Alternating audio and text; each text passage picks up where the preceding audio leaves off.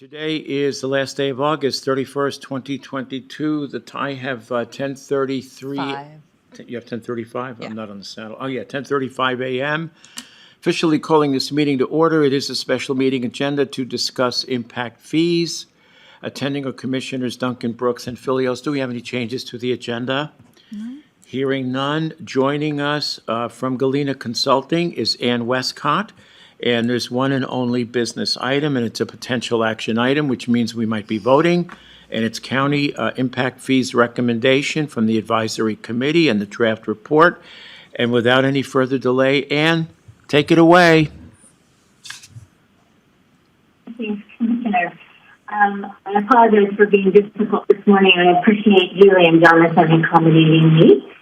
You do see on your screen, and this is basically, I've just done a summary document of the exhibits that are in the final report that I sent to you. When we met last time, I had showed you the draft exhibits of the growth projections and the capital improvement plans for Sheriff Jail and Parks. And we had talked a little bit about changes that we wanted to make, the most significant of which was to realign the growth projections with the report that had just come out by KMPO. So while I had been projecting a higher rate of growth, we've reduced this to about a 2.8% annual rate of growth, and this lines up with those growth projections that you're using at the MPO level. So we're just focusing on anticipating another 50,000 people over 10 years, 20,000 homes, and 3 million non-residential square feet. Remembering that these are not exact either, and part of our job is every year to go and look at these and update as necessary. If we've done the math right, which of course we have, the relationship between any new house and its proportional share of capital is going to remain the same, whether you grow faster or slower. So if growth picks up again, we may need to add things to the capital improvement plan, but we'll be dividing it by a higher rate of growth, so the fee won't change. And conversely, if growth were to be lower than this, we would not purchase everything on the capital plan. So that adjustment goes over time. And part of that is the reason that we put an inflationary index in the ordinance, so every year, if necessary, you can adjust the cost of the CIP. So with those growth, obviously as I was reducing growth, I was then needing to reduce the amount of capital that we had in each of the departments. So we had talked about, in order to keep level of service constant and also fiscally sustainable for you over 10 years, this would require another 29 growth-related deputies.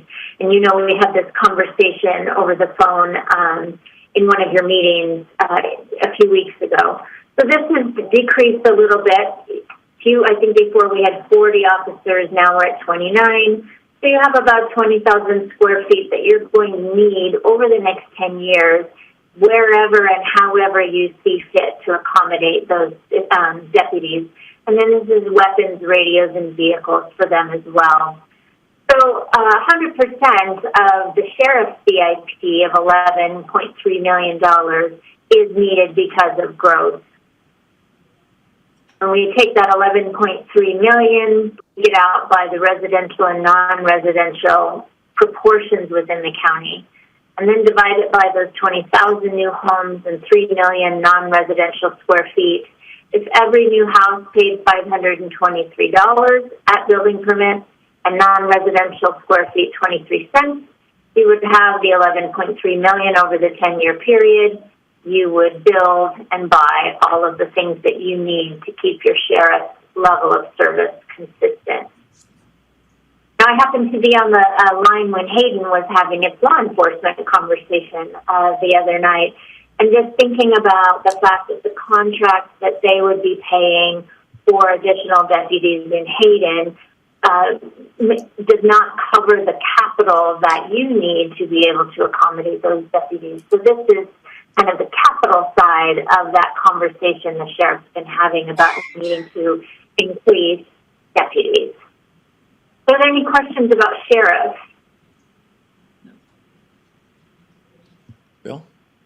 None. Keep going. Keep going, jail. Okay, again, last time when we met, we identified this need to expand the existing jail. You have some deficiencies that you're already aware of. This is the estimated cost before you actually go out to bid, but of that, of those accommodations that you need to make. Then, because of the amount of growth I had last time, I had anticipated 3 additional pods, but we are down to just 2 additional pods. And then an expansion of your kitchen, medical facilities, storage, and growth. So this item cannot be paid for with impact fees, but the expansion can. Additional transport van for additional number of inmates, weaponry and radios. So $21 million, about half of it, a little more than half of it is impact fee eligible, and that remaining $7.6 million is the county's general fund responsibility, and I believe when we talked before, you had talked about fund balance for covering some of that. So you have this $13.7 million. If Avenue House paid $637, non-residential 28 cents, you'd be able to build those 2 additional pods and other ancillary square foot, and then be able to provide the capital for additional staffing. Questions about jail? And I'm assuming that the sheriff's office is in the audience. Unless he's online, I don't know. They are not. Oh, they were invited. Okay, good. Then I can just make up any story I want, right? Let's talk about parks then. So again, you have seen this exact CIP. The only changes have been, whereas we were looking at closer to 55 new acres, this had to be reduced because we reduced the growth projections. And then percentages in this line, in many cases, went down because we did not as much of it was needed for growth. That reduced that capital improvement plan for parks and waterways over the next 10 years to almost $35 million, 12.7 of which is impact fee eligible. The remaining is general fund obligation, and that big number, obviously, one of the big numbers, comes from,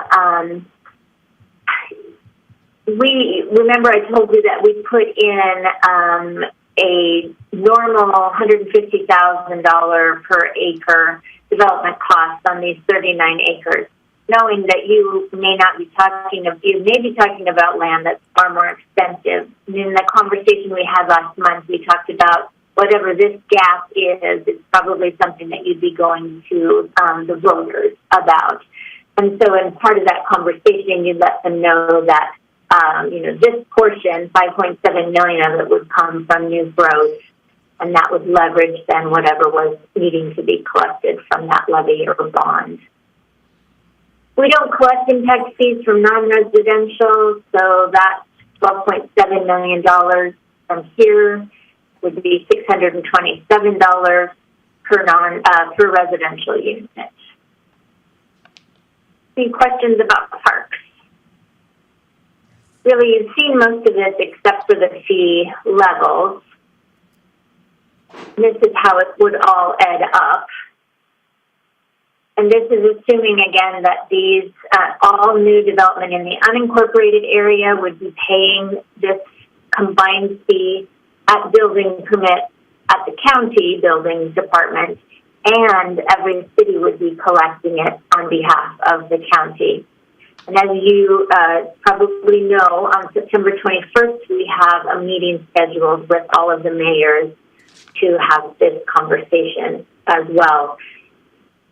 And essentially, it would be the reverse of what we're currently considering for the fire districts, is you would be asking the cities to sign an intergovernmental agreement to collect those fees on your behalf. And I know that Pat will take care of all of that when we get to that point. But again, your impact fee advisory committee reviewed this. Is it possible that our chair, Don Bradway, is in the audience?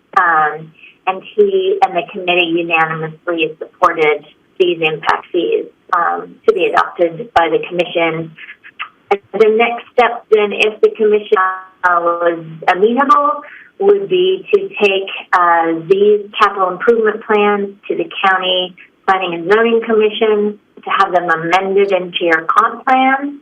Then it would come back to you at the commission level to have public hearing regarding the ordinance that would be developed to adopt the fees.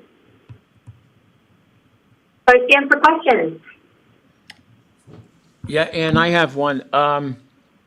The $523, well, the fees associated for the sheriff.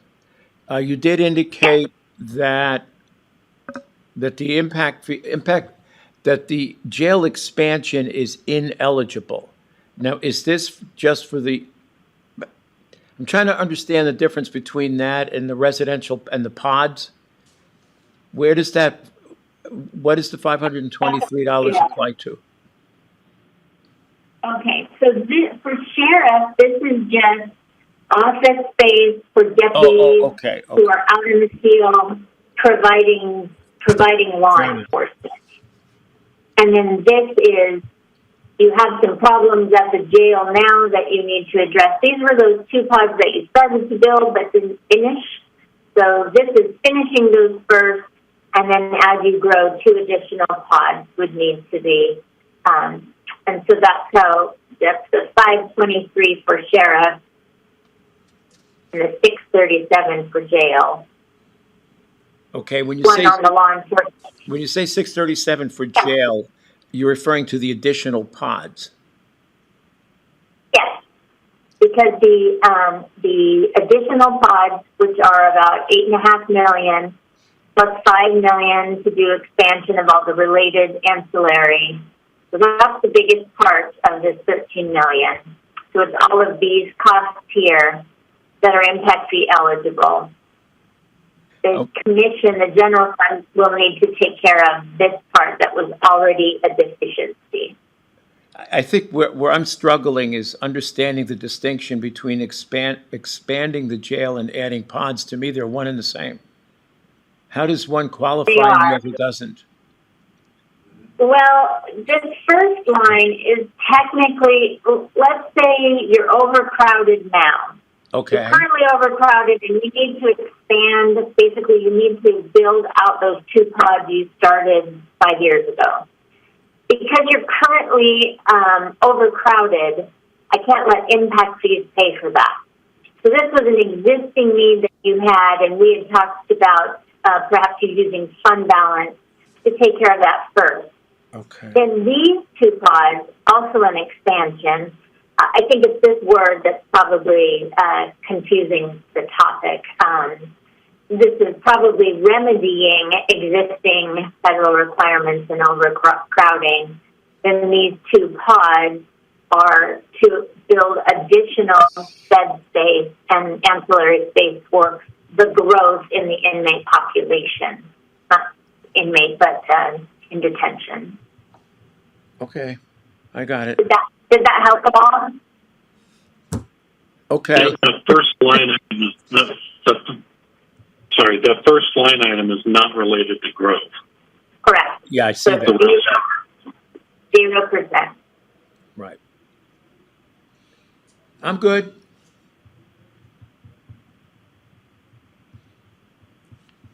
And I think that you saw in the report, I gave you a comparison of other counties that have sheriff jail fees, and you saw that they are pretty much in line with the other largest counties. Elmore and Payette have less existing capacity than you have, and they're very high growth rates. So theirs ended up being a little bit higher. And I think I explained that you are very unique in having such a robust Parks and Waterways department. The other counties simply don't have that, so they're not collecting for that right now. Okay. Leslie, Bill, There are no waterways in Elmore County. questions for Ann? I don't. Okay.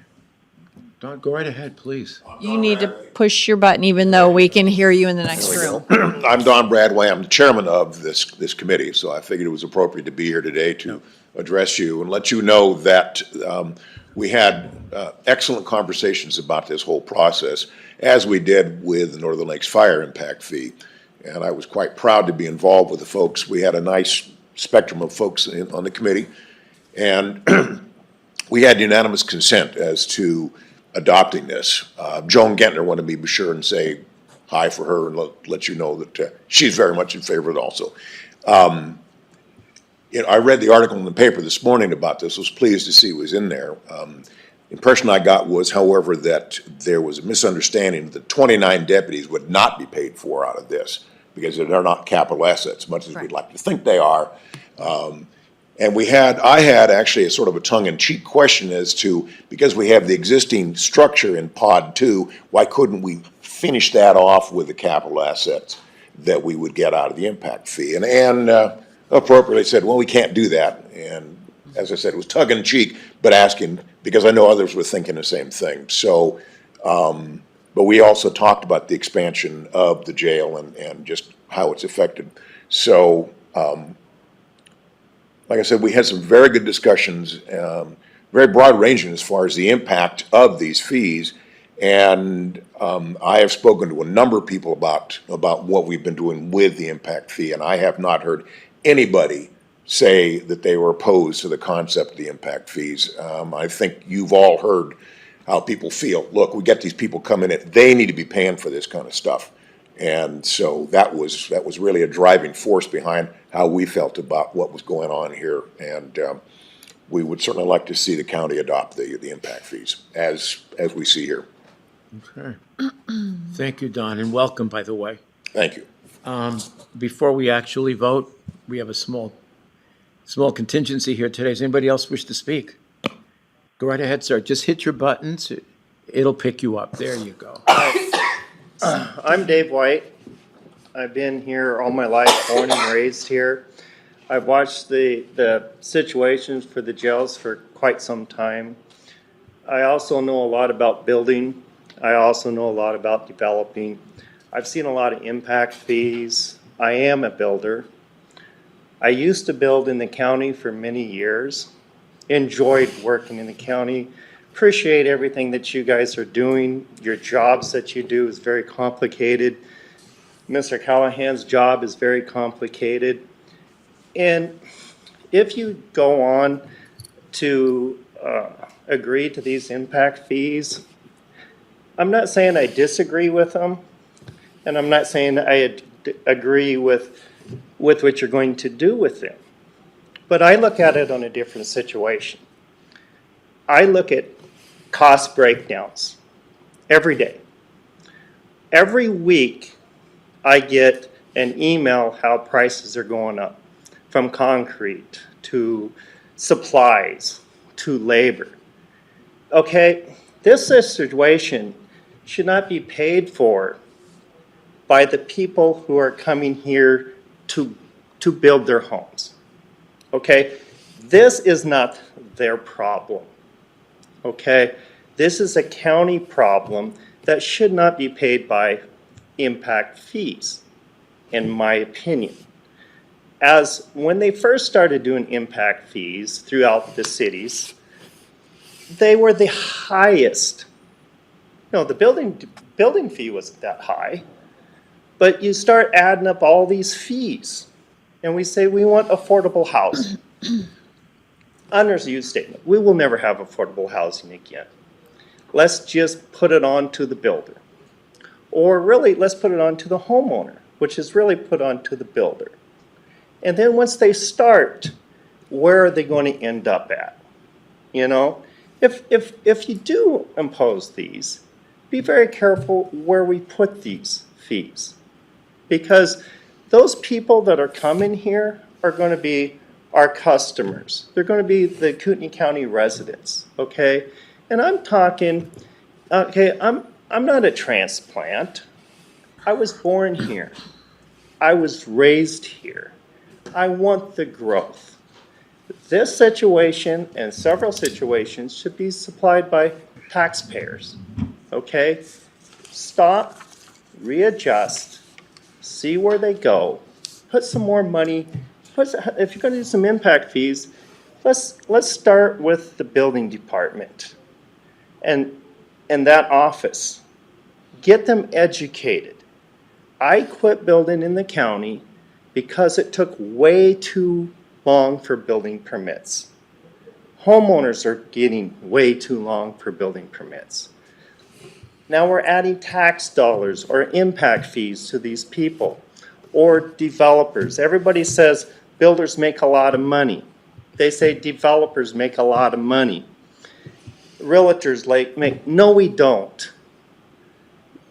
It's taken longer to build. It's taken more cost to build. Labor is high. Now we have a situation here, and let's just go to the private sector. Let's add the impact fees. Okay? Then once you start that, and that's finished off, what are you going to do with the impact fees now? Are we going to start paying for other county projects? You know? So I would like for you to really digest it before you start saying, let's go to the private sector, let's go to the homeowners, let's go to the developers, let's go to the builders. Because I don't think any of you guys have ever seen a cost breakdown. When they started doing those, and they were the highest in the cities now, from water to the fees was the highest on my cost breakdown. Okay, now lumber, materials come up, products have come up. Now they're matching kind of with all the fees and building for fees, the impact fees, the water hookup fees, the sewer hookup fees. And the question is where does it stop? You know, so I just would like you to look at that. And I'm just speaking for all the people that's going to be coming here. I'm speaking for the young builders that are trying to build. Okay, and if you do it, let's all work together and work with these builders and work with these homeowners to get their building permits faster so they can start building and not be building in the rainy season. Let's all work together. Thank you, sir. You know? Any questions for Mr. White? None? Anyone else? Anyone? Don, go right ahead, please. An addendum then, perhaps. Mr. White, I should let you know, you might have heard my introductory statement, but those on the committee are developers, builders, and realtor. So, and that's why I said that there was a broad spectrum of folks represented on the committee. So these issues were discussed, and I think that the important word here is impact. The impact that folks arriving are having on our community. And as I said earlier on, I know a whole lot of people around here, and I've spoken to a whole lot of people about what we've been doing, and I did not receive a single thumbs down on the concept of impact fees, because we understand that new arrivals are impacting what's going on here. And if we all know that those costs that you incur in building a structure are going to be passed on to the future owner of that property. And if people suddenly say, well, that's getting to be too expensive, then they may not be here, you may not be building, but that certainly is not the trend that we're seeing. We all know the prairie is disappearing, and houses and other structures are going up there. So, again, the folks on this committee are directly involved in what's going on with the impact of new arrivals. So, Well, maybe you can meet up with me and explain it to me a little bit, but I'm not saying that I disagree with it. I just know what I've seen. Right. You know, and education is a lot. Okay, Mr. White, there's something that I did want to address. You talked about or alluded to, the delays in community development. Pardon? You referred to the delays in our community development in David Callahan's organization. Each one of us basically is a liaison to the different groups that report to us. I happen to be the liaison to David Callahan's organization, and I do get some of the complaints, as you pointed out. Almost invariably, when we get these complaints, they almost always point us to the, I should say, fact that the submissions that are coming in, whether from the architect or the builder or the draftsman, are incomplete.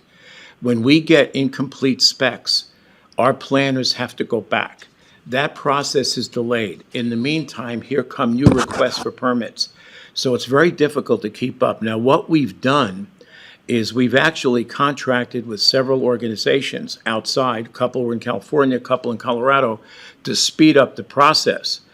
Even a couple of those couldn't keep up with us, as it turned out. If somebody makes, for new construction, a complete submission, we can probably turn that around in 3 weeks.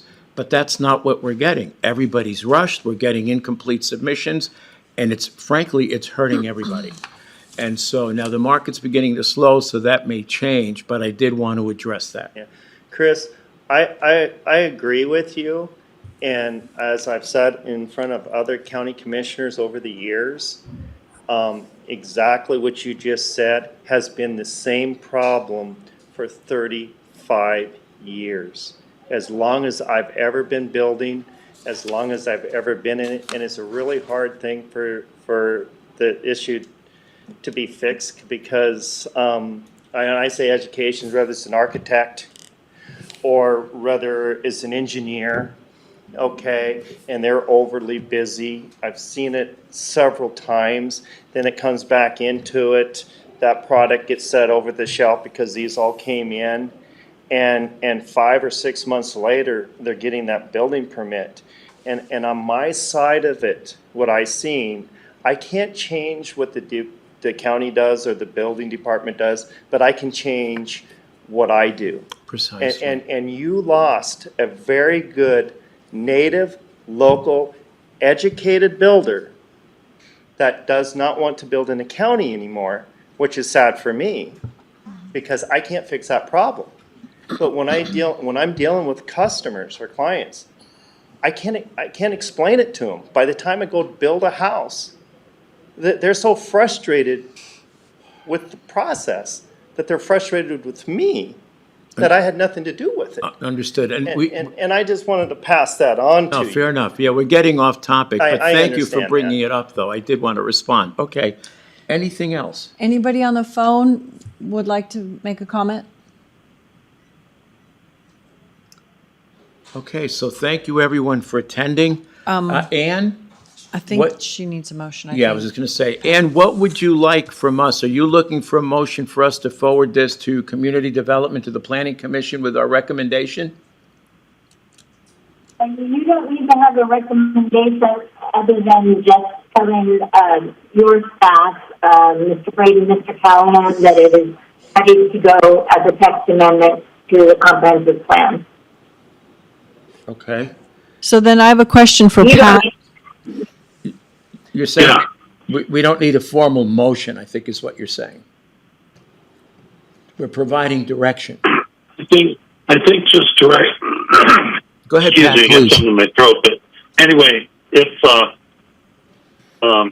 you just give direction to community development staff to continue the process and bring this, go ahead and bring this before the Planning Commission with the recommendation of the Impact Fee Advisory Committee, I think that would be sufficient. Okay. Okay. So I think, It can be done in the form of a motion, but it doesn't have to be. any preference here? Do you want to do it as in the form of a motion? It doesn't matter.